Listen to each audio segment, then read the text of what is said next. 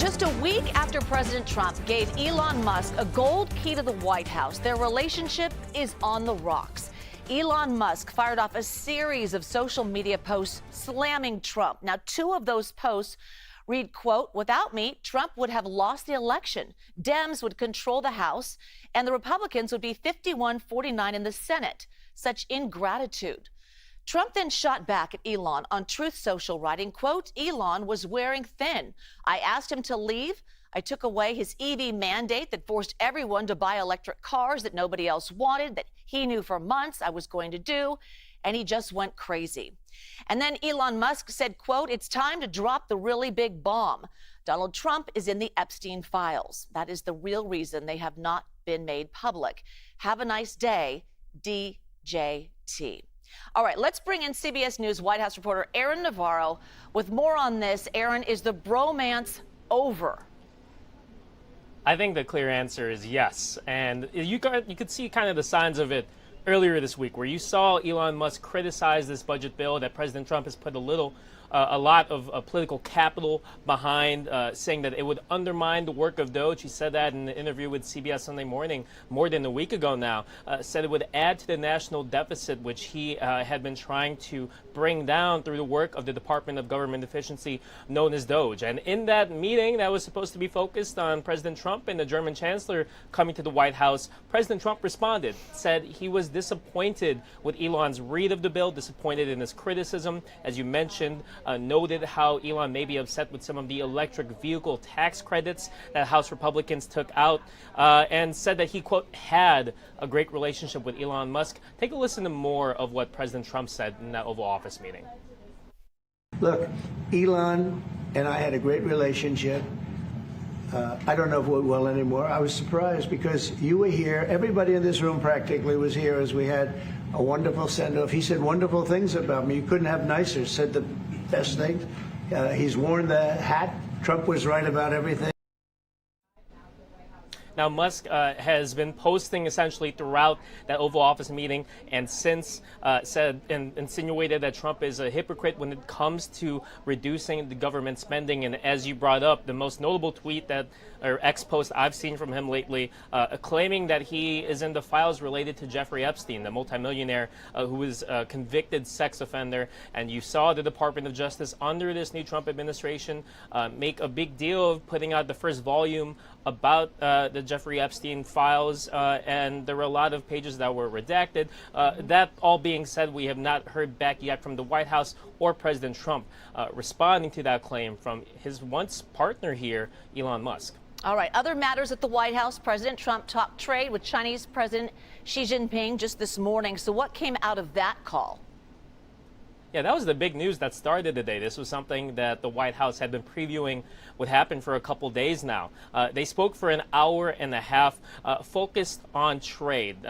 President Trump said that there would be another round of talks between U.S. officials and Chinese officials at a to-be-determined date. As you remember, a couple weeks ago, you saw them meet in Geneva. President Trump said that rare earth minerals will be the main topic. Those are being used for many electronics, and China has recently restricted exporting some of those materials back to the U.S., which has frightened, in a way, some U.S. companies. But it was certainly all about trade. President Trump said that neither Russia or the effort to stop Iran from getting a nuclear weapon came up. But bottom line, this is a clear sign that trade talks are continuing between the U.S. and China after a couple weeks where it seemed like it was a big stalemate on where the two countries would go.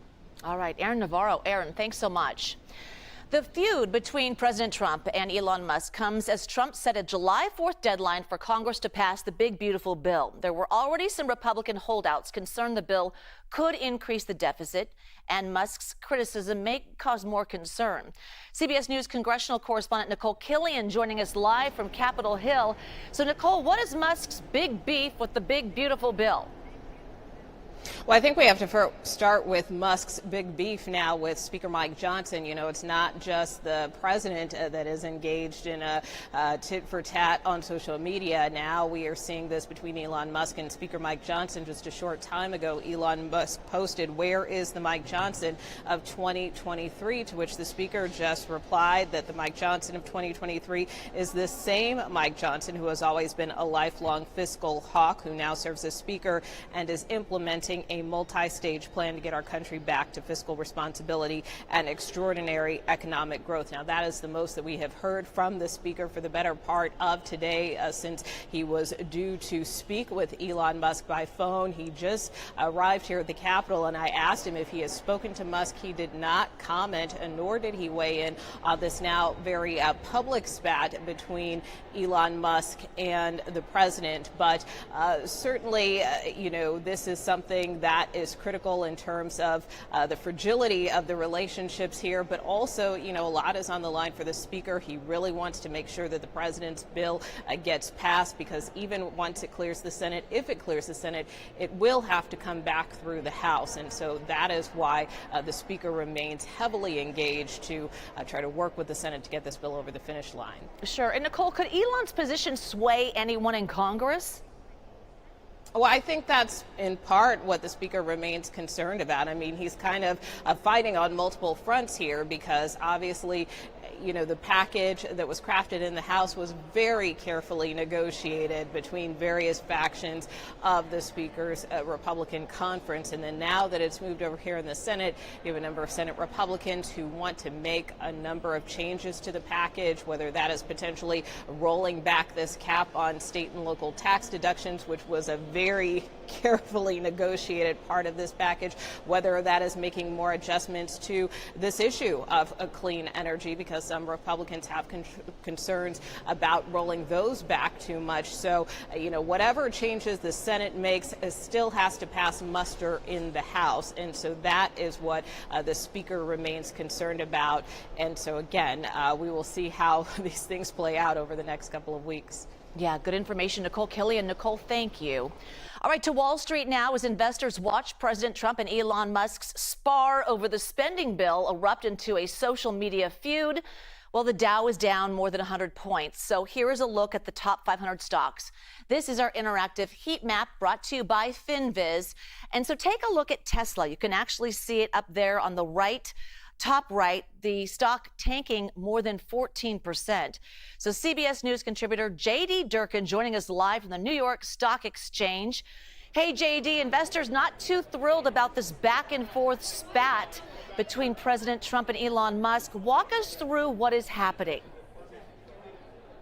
Jules, in my career of both covering Capitol Hill and the White House and now covering the financial markets, there are very notable days that I don't know I will quite ever forget in my career.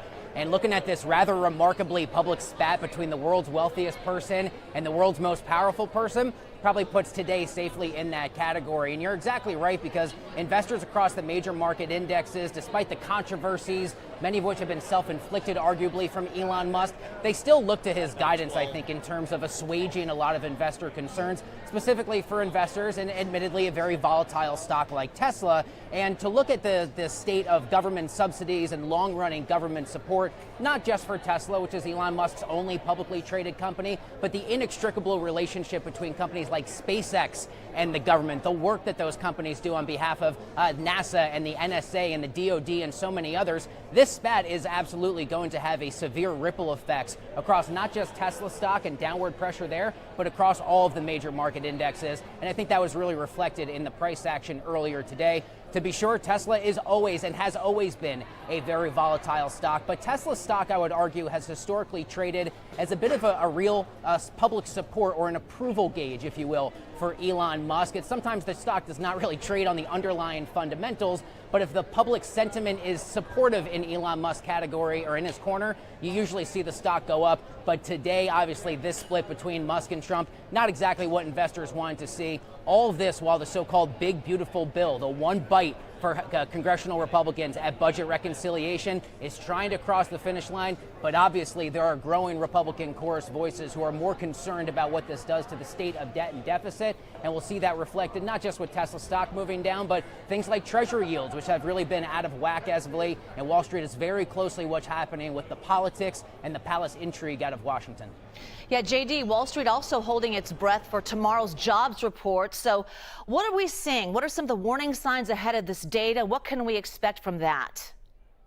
Yeah, maybe you take it with a grain of salt, but a couple days before the first of every Friday, you get what's called the ADP, private payrolls jobs report. And it doesn't always give us an exact one-for-one measure for what gets released from the Labor Department the first Friday of every month. But this ADP print that we got yesterday was a severe swing and miss to the downside. According to ADP, again, only private payrolls, only 37,000 positions added across the United States economy for the month of May. That was significantly lower than economists' expectations, and maybe that does tell us a little bit about what to expect for tomorrow morning. We are expecting the jobs number tomorrow to still be 125,000 jobs added for the month of May, and we are expecting unemployment to stay fixed at 4.2%. It is very clear that after a strong start to the year and a strong quarterly first quarter for the labor market, we're seeing the pace of hiring slow down across the board. This could be a confluence of factors, seasonal downward trends, different holidays that shape hiring like Memorial Day. But I think it's really clear in the estimates of a lot of people here on Wall Street that there's a lot of concerns about ongoing tariff policy and the downward pressure that puts a lot of companies under, who then become a lot less likely to go out and expand their workforce. Yeah, no doubt. Quite a day at work for you, JD. Appreciate all of your expertise and perspective. Thanks so much.